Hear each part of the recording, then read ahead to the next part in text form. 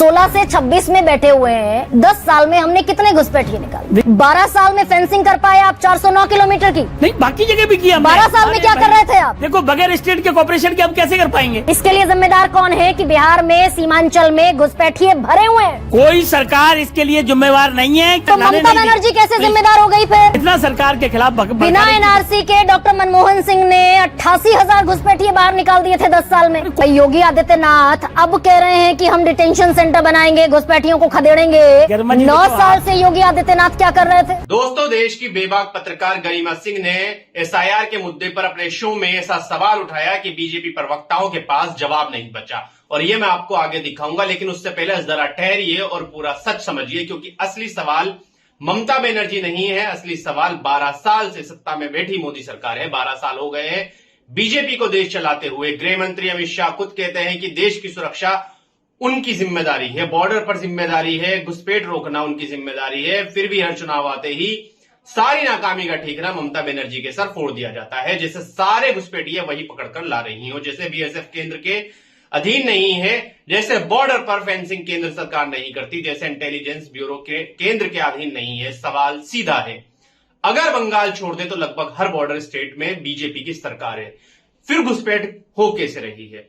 अगर हो रही है तो जवाब ममता बनर्जी नहीं, अमित शाह देंगे। लेकिन चुनाव आते ही नया जुमला उछाल दिया जाता है, घुसपैठिया घुसपैठिया, ताकि असली नाकामी छिपाई जा सके। और इसी बीच एसआईआर पर सुप्रीम कोर्ट ने मोदी सरकार और चुनाव आयोग को बड़ा झटका दे दिया। कोर्ट ने साफ कहा है कि जिन नामों को लॉजिकल डिस्क्रिपेंसी कहकर रोका गया है, उनकी पूरी सूची सार्वजनिक करनी होगी। यानी अब चुपचाप नाम काटने का खेल नहीं चलेगा। कोर्ट ने पारदर्शिता मांगी, और यही वो चीज है जिससे सत्ता घबराती जाती है, क्योंकि जब लिस्ट खुलेगी तो पता चलेगा कि किस तरह असली मतदाताओं को संदिग्ध बनाया जा रहा है। ममता बनर्जी ने इस फैसले का स्वागत करते हुए साफ कहा है कि ये लोकतंत्र और मतदाता अधिकारों की जीत है, और उन्होंने दो टूक कहा कि एसआईआर की आड़ में वोट चोरी नहीं होने दी जाएगी। ममता बनर्जी का कहना है कि वो जांच से नहीं डरती, लेकिन जांच निष्पक्ष होनी चाहिए। और जब कोर्ट खुद कह रहा है कि सब कुछ सार्वजनिक करो, तो ये उन लोगों के मुंह पर तमाचा है जो हर सवाल को देशद्रोह बताते हैं। बुलाइए, आप हमें इनवाइट करें कि गेस्ट भेजिए, आप हमें चीज बोले, आप एक्सपोज हो तो बोले कि हमें गेट आउट। वाह, ठीक, ओके, अभी रुकिए जरा, हो गया। गेट आउट नहीं होंगे, आपको एक्सपोज करके जाएंगे इस बार। हीट कहते हैं इसे, क्योंकि देश की जनता की आवाज है हम, याद रखिएगा। और आप लोगों के एजेंडा को ध्वस्त करेंगे यहीं बैठकर, करेंगे। आप पहले डेटा निकल आइए, मेरे को प्रूव करिए कि मैं गलत कह रही हूँ। अगर ये डेटा इतना ऑथेंटिक है, पहली बात तो 2 करोड़ घुसपैठिए हैं, अरे निकाले 22, और अगर इतना ऑथेंटिक डेटा है तो उसको संसद में क्यों नहीं हटा देते? फिर मुझे कहोगे गेट आउट तो आपके एजेंडा को देश की जनता करती है हर बार वोट के मत से, और करती रहेगी गरिमा सिंह, याद रखिएगा। डाटा 2 बार रखे गए हैं। हाँ, डाटा रखे गए हैं संसद में। एक बार तो श्री प्रकाश जायसवाल जब home minister, deputy home minister थे, उन्होंने रखे थे। फिर नित्यानंद राय थे, उन्होंने भी रखे थे। कितने हैं घुसपैठिए देश? अब इस वक्त मेरे पास एग्जैक्ट नहीं है। 2 करोड़ तो जयप्रकाश श्री प्रकाश जायसवाल ने बताए थे, और नित्यानंद राय में भी कुछ बताए थे, वो मेरे पास रिकॉर्ड नहीं। किरण रिजिजू ने 2016 में 2 करोड़ का डेटा दिया था। अब आप सरकार के सहयोगी हैं, मुझे बता दीजिए, 12 साल में हमने 2016 में किरण रिजिजू ने ये डेटा दिया। 16 से 26 में बैठे हुए हैं। 10 साल में हमने कितने घुसपैठिए निकाले? देखिए, ये समस्या बड़ी गंभीर है, और ये समस्या आज की नहीं है, बहुत पुरानी चली आ रही है। और घुसपैठियों को निकालने के लिए जब ये सरकार एनआरसी लेके आ रही थी, तो माफ करना, कितना हो हल्ला मचाया गया। कितना आज ए के वाजपेयी फिर एक और सवाल का जवाब दे जाइए। देश में एनआरसी नहीं हुआ ना? नहीं करने दिया। आसाम में तो एनआरसी हुआ, आसाम में हुआ, लेकिन आसाम में किसकी सरकार है? बताते चले जाइएगा, एक एक करके जवाब। मैं जवाब दे रहा हूँ ना उसका। आसाम में किसकी सरकार है? हमारी सरकार है, उसमें कहाँ दो रहे हैं? एनआरसी हुआ, बिल्कुल हुआ। कौन सी तारीख को फाइनल डेटा, फाइनल लिस्ट जारी कर दी हिमंता बिस्वा शर्मा बीजेपी आगे की कहानी भी सुन लो ना। डाटा डिक्लेयर हुआ 19 लाख का, सुप्रीम कोर्ट में चैलेंज हो गया, सुप्रीम कोर्ट मॉनिटर इन्वेस्टिगेशन चल रही है, इंक्वायरी चल रही है, ट्रिब्यूनल सेटअप कर दिया, और ट्रिब्यूनल अभी अपना काम कर रहा है। ये फैक्चुअल पोजीशन है। 19 लाख लोगों को आसाम की सरकार ने कई बार की स्क्रूटनी के बाद पकड़ा कि इनके पास कोई भी वैध दस्तावेज नहीं है। मैं उसी का जवाब तो दिया आपको। सुप्रीम कोर्ट मॉनिटर मॉनिटर कर रहा है, ट्रिब्यूनल में मैटर पेंडिंग है,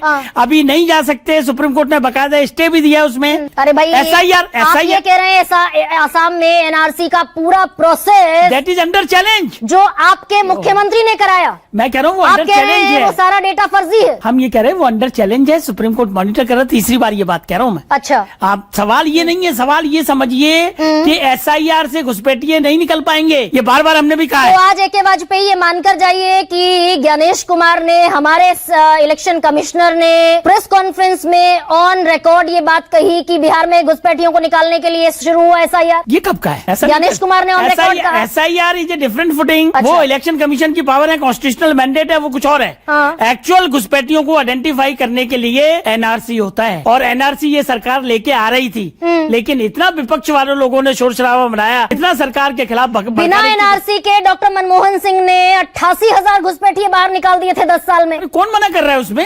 आपने कितने निकाले? देखिए, फैक्चुअल पोजीशन को नहीं समझोगे तो बात नहीं बनेगी। हम ये कह रहे हैं, AK वाजपेयी एक सेकंड, मेरी बात से आप सहमत हो कि ना? नहीं? एक सेकंड सर, आप कह रहे हैं कि घुसपैठियों को निकालने के लिए NRC की जरूरत है। Very correct. तो डॉक्टर मनमोहन सिंह सरकार में बगैर NRC के 88,000 घुसपैठिए कैसे निकाल दिए अरे गए? निकाल लिए उन्होंने, हमको वो तो रिकॉर्ड की बात है, उसको कौन डिस्प्यूट कर रहा है? निकाले ना? निकाले, हमने भी निकाले हैं। आपने कितने निकाले? अभी डाटा दिया जो भी है, निकाले, हमने भी निकाले। 3,518। देखिए, कम निकाले ज्यादा निकाले, हर सरकार का अपना काम करने का तरीका होता है। अच्छा। मनमोहन सरकार ने 78,000 निकाले, हमने मान लो 88,000। हमने 40,000 निकाले या 30,000। 40 भी नहीं निकाले भाई, जितने भी निकाले उसमें कहाँ डिस्प्यूट है? 3,518 एक और 2,001 जड़ में नहीं जा रहे हो आप। 518 जड़ में नहीं जा रहे हो। जड़ में कैसे नहीं जाएंगे भाई? प्रधानमंत्री सीमांचल में, बिहार में बहू बेटियों को ले जाने की नौबत आ गई थी, उसके प्रधानमंत्री ने कहा। देखिए नहीं रुकिए भी जरा, रुकिए सर, जरा रुकिए। सीमांचल में डेमोग्राफी खराब है, पूर्वांचल में डेमोग्राफी खराब है, ये देश के प्रधानमंत्री ने ये बिहार में हकीकत कहा। नहीं है, बांग्लादेश में भी खराब है, ये हकीकत है कि नहीं है? AK वाजपेयी हकीकत है, बिल्कुल बिहार हकीकत में। है। तो बिहार का मुख्यमंत्री कौन है पिछले 20 साल से? हम देखो, हमको जवाब, हमको प्रॉब्लम समझाने ये दो इसके लिए और उसका नतीजा निकाल ले दो। सर एक सेकंड, बताइए। इसके लिए जिम्मेदार कौन है कि बिहार में सीमांचल में घुसपैठिए भरे हुए हैं? कोई सरकार इसके लिए जिम्मेवार नहीं है, क्योंकि हम लोग NRC ला रहे थे। हाँ। NRC आप लोगों ने लाई तो ममता बनर्जी कैसे जिम्मेदार हो गई फिर? ममता बनर्जी क्योंकि हमको फेंसिंग के लिए जमीन नहीं देती हैं। कितनी ममता फेंसिंग? बनर्जी हमको कॉपरेट नहीं करती हैं। हाँ। वो संविधान को नहीं मानती हैं। हाँ। वो फेडरल स्ट्रक्चर को नहीं मानती हैं। देखिए, आते कहाँ से? ये अभी अपने 5 स्टेट बताए ना। एक सेकंड रुकिए। कोई सरकार जिम्मेदार नहीं है, राज्य सरकार जिम्मेदार नहीं है, अभी आप कह रहे हैं। देखिए मैं ममता बनर्जी फिर कैसे जिम्मेदार हो गई? इस सवाल का जवाब देखिए, दीजिए। स्टेट का भी रिस्पॉन्सिबिलिटी है हाँ। कि अगर हम सेंट्रल गवर्नमेंट फेंसिंग करना चाहती है हाँ। और घुसपैठ को रोकना चाहती है, हाँ। तो फौरन हमको जमीन उपलब्ध कराए। ये जो 600 समथिंग रह गई है अभी, देश के गृह मंत्री ने अभी डेटा दिया संसद में और अभी प्रेस कॉन्फ्रेंस में कि मैंने पिछले 1 साल में 6 चिट्ठियां लिखी। ठीक है, वेरी करेक्ट। 1 साल में 6 चिट्ठियां लिखी। 12 साल में फेंसिंग कर पाए आप 409 किलोमीटर की। नहीं, बाकी जगह भी किया हमने। 12 साल में अरे क्या भाई, कर रहे थे आप? देखो, बगैर स्टेट के कॉपरेशन के अब कैसे कर पाएंगे? अरे जब भाई, तक मांगना, आपने जमीन मांगनी शुरू की 1 नहीं, साल पहले हमने ममता जमीन बनर्जी हम से। लगातार मांगते हैं, ये ऑफिशियल प्रोसेस होता है, ये सरकारों का काम करने का तरीका है। हाँ। ये इसलिए आप हमको ब्लेम नहीं कर सकते। सरकारों फेडरल एक स्ट्रक्चर है। सेकंड, फेडरल मैं इससे स्ट्रक्चर। रुक सहमत जाइए नहीं ना, हूं। रुकिए। मैं बिल्कुल सहमत नहीं हूँ आपकी इस बात से। दरअसल ये स्टूडियो में आकर, रुकिए जरा, 31 मार्च 2014 तक फेंसिंग हो गई थी बांग्लादेश बॉर्डर पर 2823 किलोमीटर। 12 साल में, मैं दर्शकों को भी बता दूं, दरअसल ये तस्वीरें साफ होना जरूरी है। 2014 तक फेंसिंग हुई 2823 किलोमीटर की और पिछले 12 साल में फेंसिंग हुई 409 किलोमीटर। ये रिकॉर्ड है। आप अब जरा सोचिए, 12 साल में बीजेपी ने बॉर्डर पर कितनी फेंसिंग की, पूरी की,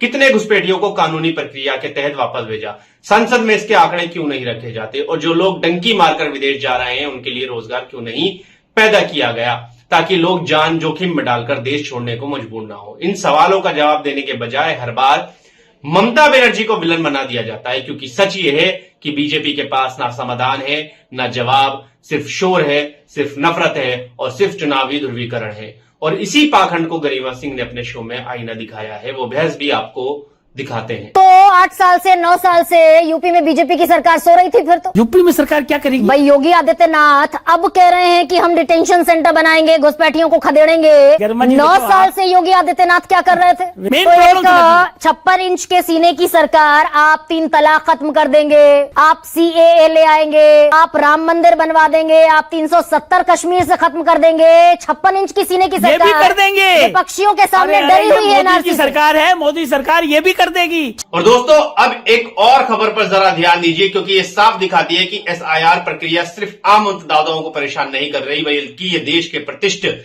हस्तियों तक को प्रभावित कर रही है। चाहे मोहम्मद शमी हो, नेताजी सुभाष चंद्र बोस के परपोते चंद्र कुमार बोस को भी वोटर लिस्ट से हटाए जाने की सुनवाई के लिए बुलाया गया है और उन्होंने साफ कहा है कि इसका कारण कोई नाम ना होना या घुसपैठ नहीं है, बल्कि एक तकनीकी गड़बड़ी और सिस्टम की कमी है, जिस वजह से उनका नाम सही तरह से जो है फॉर्म में लिंक नहीं किया गया। ये कोई मामूली बात नहीं है कि नेताजी जैसे महान स्वतंत्रता सेनानी के परिवार के सदस्य को भी इसी प्रक्रिया में खींचा जा रहा है और उन्हें घंटों कतारों में इंतजार करना पड़ा है। बूथ स्तर के अधिकारियों की ट्रेनिंग के अभाव, रस्ट सिस्टम और गलत तरीके से डाटा एंट्री की वजह से उनको तकलीफ का सामना करना पड़ा है। उन्होंने ही कहा है कि अगर सही प्रशिक्षण और प्रॉपर सिस्टम होता तो इतनी परेशानियां नहीं होती और ये सब सुगमता से ठीक किया जा सकता है। यही वो बात है जिसे विपक्ष और ममता बनर्जी बार बार उठा रहे हैं कि सिर्फ एसआईआर एक एडमिनिस्ट्रेटिव एक्सरसाइज नहीं रह गया है, बल्कि लाखों असली मतदाताओं के अधिकारों को चुनौती दे रहा है, जनता को कतार में खड़ा कर रहा है और प्रतिष्ठित नागरिकों को भी बड़े परेशान कर रहा है। अब इसलिए कि सिस्टम इतनी जल्दी और बिना तैयारी के लागू कर दिया गया, ये सारी वजह उसी की है। दोस्तों अब जरा इस पूरे मामले को आखिर सच समझिए और यहीं पर मोदी सरकार की असली परीक्षा होती है, क्योंकि अगर सच में बॉर्डर फेंसिंग नहीं हो पा रही थी, अगर सच में जमीन नहीं मिल रही थी, तो 12 साल तक केंद्र सरकार क्या करते रही? 12 साल तक गृह मंत्रालय किस नींद में था? 12 साल तक बॉर्डर की सुरक्षा किस भरोसे छोड़ी गई थी? और फिर अचानक चुनाव से ठीक 1 साल पहले ही जमीन की याद क्यों आती है? सवाल सीधा है कि अगर ममता बनर्जी जमीन नहीं दे रही थी तो केंद्र ने संविधान के तहत उन पर कार्रवाई क्यों नहीं की? अधिग्रहण क्यों नहीं किया गया? राष्ट्रीय सुरक्षा का हवाला देकर निर्णय क्यों नहीं लिया? क्योंकि बॉर्डर की सुरक्षा राज्य का नहीं बल्कि केंद्र का विषय है और यही बात ममता बनर्जी बार बार कह रही है कि हम जमीन देने को तैयार हैं, लेकिन केंद्र सरकार साफ साफ बताए कि कब मांगी, कैसे मांगी और किस प्रोजेक्ट के तहत। ममता ये भी कह रही है कि ना तो कोई ठोस टाइमलाइन दी गई, ना कोई स्पष्ट योजना और ना ही जमीन मांगने का कोई पारदर्शी रिकॉर्ड सार्वजनिक किया गया। तो फिर सवाल ये उठता है कि अगर केंद्र के पास सच में ममता बनर्जी की कोई चिट्ठी, कोई इनकार, कोई सबूत है, तो वो देश के सामने क्यों नहीं रखा जाता? संसद में क्यों नहीं बताया जाता? मीडिया में सिर्फ आरोप क्यों उछाले जाते हैं? क्योंकि सच्चाई यही है, 12 साल की नाकामी का ठीकरा चुनाव से पहले ममता बनर्जी का सिर पर फोड़ना आसान है, लेकिन अपनी जिम्मेदारी स्वीकार करना मुश्किल। और यही इस पूरी एसआईआर, घुसपैठ और बॉर्डर फेंसिंग की बहस का असली सच है कि जब काम करने का समय था तब चुप्पी थी और जब वोट मांगने का समय आया तो शोर मचाया जा रहा है। इसलिए ये लड़ाई घुसपैठ की नहीं बल्कि जवाबदेही की है और जब तक केंद्र सरकार ये नहीं बताएगी कि 12 साल में उसने क्या किया, तब तक हर आरोप सिर्फ और सिर्फ चुनावी राजनीति ही माना जाएगा।